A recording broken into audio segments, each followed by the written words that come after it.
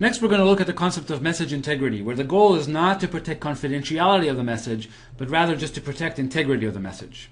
So let me explain what I mean by that. So here we have our friends Alice and Bob, and Alice basically wants to send a message to Bob, but this message is not secret. All she wants to do is make sure that the message is not tampered with while it's in the network on its way to Bob.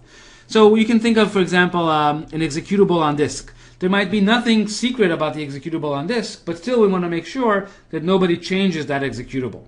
Similarly, you can imagine when an advertiser sends an ad over the network.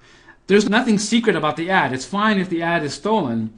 The problem is the advertiser wants to make sure that nobody changes the ad while it's on its way to the customer. So again, the goal is not confidentiality, the goal is only integrity. So the way we're going to do it is basically Alice and Bob are going to share a secret key. And then when Alice wants to send a message to Bob, she's going to use what we're going to call a signing algorithm, algorithm S, that takes as input Alice's key in the message that she wants to send and produces a certain tag T. This tag is actually going to be relatively short. Think of it as being 128 bits. And then Alice goes ahead and concatenates this tag onto the message that she sends over to Bob. When Bob receives the message, he's going to use a verification algorithm, algorithm V, which again takes the key as input, the message as input, and the tag. And this algorithm says yes or no. If the algorithm says yes, it means the message has not been tampered with. If the algorithm says no, it means the message has been tampered with and the tag is invalid, in which case Bob just drops the message on the floor and ignores it. Okay, so that's our goal. Our goal is to build these algorithms. By the way, I should say this is called a MAC, a message authentication code. MAC basically consists of the signing algorithm and the verification algorithm. And we're going to build secure MACs. What I want to emphasize, though, is that the secret key is crucial to this problem. This problem cannot be solved without a secret key between Alice and Bob. And this is unfortunately a common mistake that I've seen done, that people use these non-keyed checksums. For example, a cyclic redundancy check is a very common non-keyed checksum that's been used for integrity, and that just doesn't work. Let me explain why. So suppose this tag was actually computed as CRC of M. Well, if an attacker intercepts the message and changes it into a message M prime, he can easily recompute also the CRC for this M prime. CRC is a public algorithm. There's nothing preventing this attacker from recomputing the checksum. He'll send this pair over to Bob. Bob will run the verification algorithm, will say, hey, this is a valid checksum. I'm just going to accept the message M prime. Okay, so the problem here, of course, is that the attacker could have computed the CRC by himself, and that's exactly what the secret key allows us to do. It prevents the attacker from computing this checksum. Only Alice and Bob can compute the checksum, and as a result, an attacker cannot forge messages to Bob. That's the goal. So before we move any further, I want to first of all explain what it means for a MAC to be secure. So the way we define security in cryptography is always we define the attacker's power. What can the attacker do? And then we define the attacker's goal. What is the attacker trying to do? And in this case, we're going to give the attacker a lot of power, so we're going to be conservative. We're going to say we have a very powerful attacker that we're dealing with. And in particular, the attacker can basically submit messages of his choice and be given the valid tags on all these messages. Okay, so for arbitrary messages of his choice, the attacker can be given the tag on those messages. Now, what is he trying to do? We're going to ask him to do very little. Okay, so again, by giving him a lot of power and asking him to do very little, we're making our life very difficult in building secure MACs. Nevertheless, we will be able to build secure MACs under these conservative models. So what are we asking the attacker to do? All he wants to do is do this thing called existential forgery. What that means is he's just trying to produce some valid message tag pair. Of course, it needs to be a new message tag pair, so it should be different from all the message tag pairs that we gave him originally. Now, the point is, it's kind of interesting that it doesn't really matter. The message itself could be complete gibberish. It doesn't really matter. If the attacker can produce a valid tag for a gibberish message, then we say the MAC is insecure. Already the MAC is insecure. So you see what I mean when I say that we ask the adversary to do very little. Just forging the MAC on a gibberish message would already break the MAC.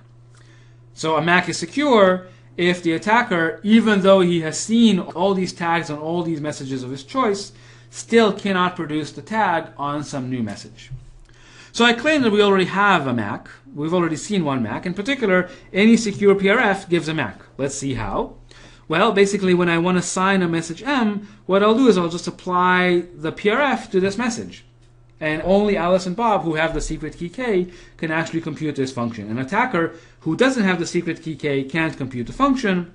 And so you can see the way we would verify this is Bob basically would recompute the function and would ask, hey, is this tag the correct value of the function at the point M? And if it is, he would say yes. If it's not, he would say no. Let's just walk very quickly through an argument and reason why this is a secure MAC. Well, what do we know about a PRF? A PRF basically looks like a random function. So imagine the function f really was a random function. It's indistinguishable to the attacker, so we might as well pretend the function f is a random function.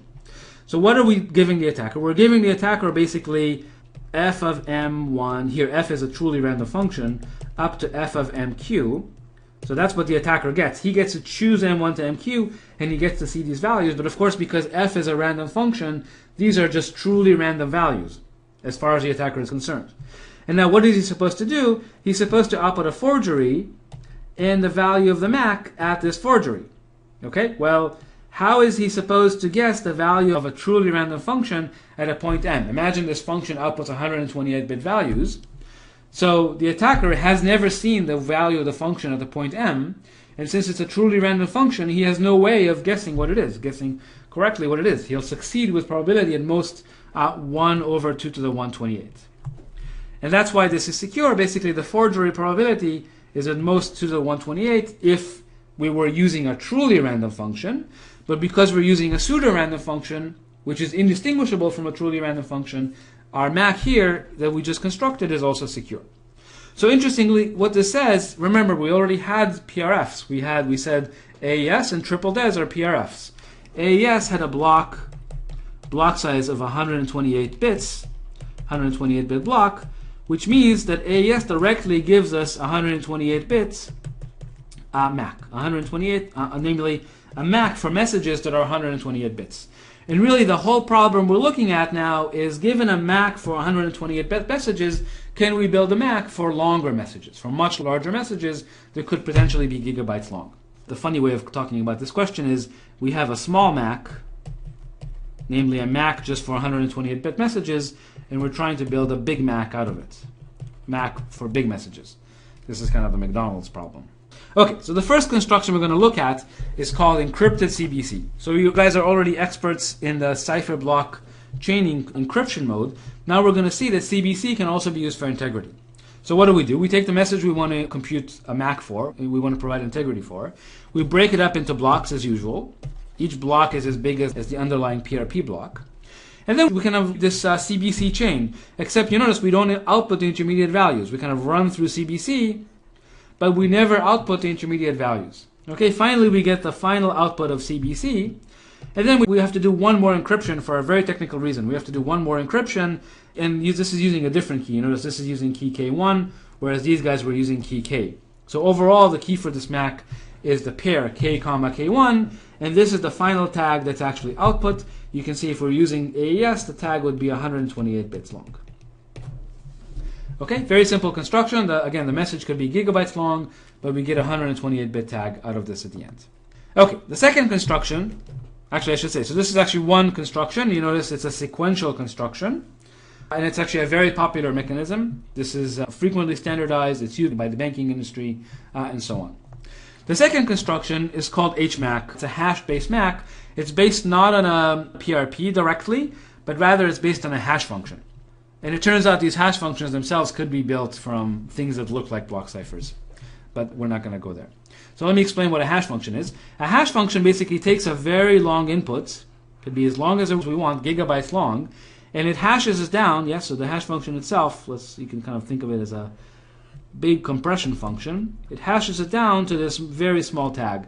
So a classic compression function is called SHA-256, and it outputs basically 256 bits.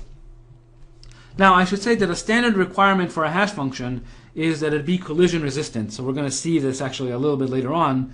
So a standard requirement, as I say, is collision resistant, which means that an attacker, so no attacker, can output M0 and M1. I should actually say that these are distinct messages. So no attacker can output M0 that's not equal to M1, such that H of M0 is equal to h of m1. Okay, this is a kind of a standard property for a hash function called collision resistance, and we're going to use this property actually later on, but for now we're just going to use these hash functions to build MACs. So the way we build a MAC out of a hash function is as follows. Again, this is a standard construction called HMAC.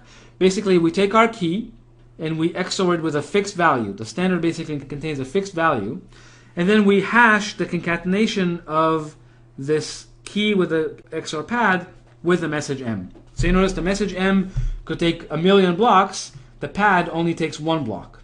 But nevertheless, the pad appears first. We compute this hash, so now this gives us 256 bits. Then we do this again, we take another 256 bits, so we take the same key again, XOR it with a different value, and now we hash these 512 bits, right? 256 and 256, 512 bits, and that gives us another 256 bits. So the final output of the MAC is 256 bits. Okay, so that's HMAC. And in fact, it turns out you can truncate. You don't have to output the whole 256 bits. It's actually fine to just output half of them. So then the MAC itself would be only 128 bits. Okay, so that's another classic construction called HMAC. And I want to show you a construction, just so that we're complete, I want to show you a construction for a hash function. So I want to show you how SHA-256 is built. So all these hash functions are built using a paradigm called Merkle-Damgard.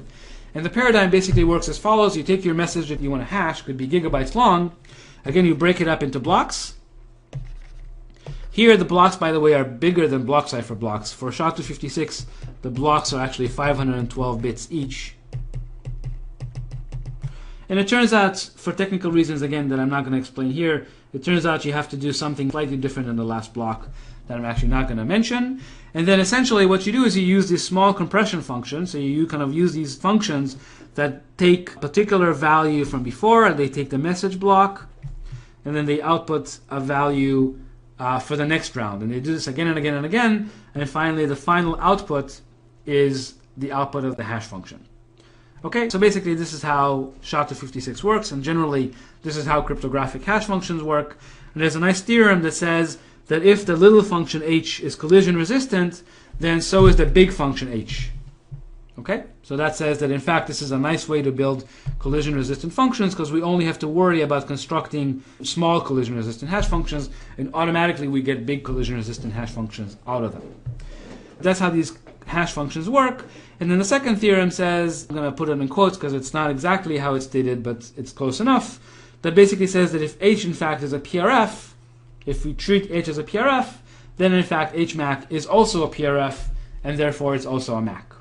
Okay, so that actually proves, that explains why HMAC is itself a MAC as well. Okay, so we've seen two constructions so far. One is using CBC, and the other one is using this Merkle-Damgard construction, and both of them give us secure MACs. Okay, I should say, by the way, that HMAC is a very popular MAC in internet standards, whereas CBC MAC is more popular in government type operations and in the banking industry. So if you think about these two constructions, let's look back to HMAC. You notice HMAC is also very sequential. This operation here, this hashing, is very sequential, which means, again, on a parallel machine, you have processors that can help you with integrity calculations, but they can't work. They can't do things in parallel. So even if you have 5 processors, it's not going to make the hashing work faster. So, and that's true both for eCBC and HMAC. Both of them are sequential. Well, it turns out there's a very clever MAC called PMAC, parallel MAC, that actually is parallel. And the way that works is as follows. Basically, well, you take your message and you break it up into blocks. These are, again, blocks that are as big as your PRP block or your PRF block. And then before you actually apply the PRF, you notice here the PRF is being applied in parallel. Before you apply the PRF, you XOR these message blocks with some particular masking function. We'll talk about the masking function in just a second. I'm not going to explain what it is here, but this masking function is actually very important. And this is actually, the masking function also depends on the key, but the key, of course, is primarily used inside of the PRF. So each one of these blocks gets kind of independently PRF'd, and then we XOR all the outputs together.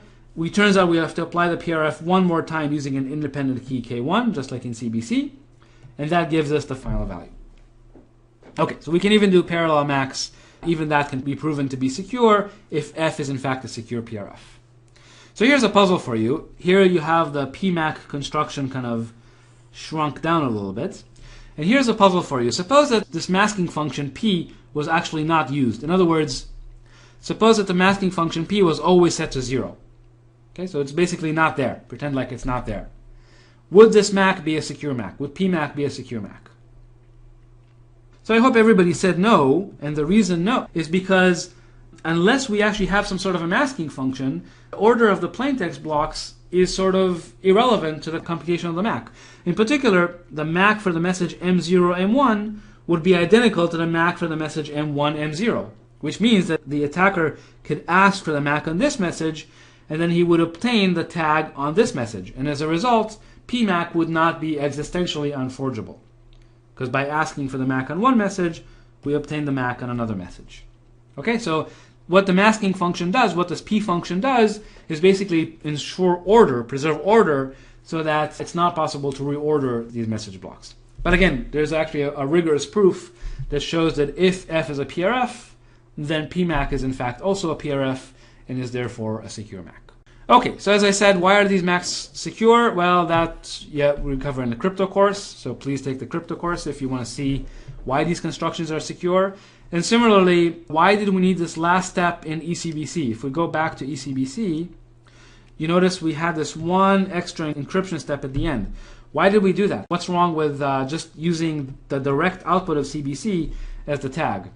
Well, it turns out actually the direct output of CBC is not a secure tag. If you just use raw CBC, that's not a secure MAC. And again, it would be vulnerable to an existential forgery attack. And this is actually a good puzzle. So I would actually encourage you to think about this offline. Maybe we'll do this as one of the quizzes. But in fact, this is fairly easy to break.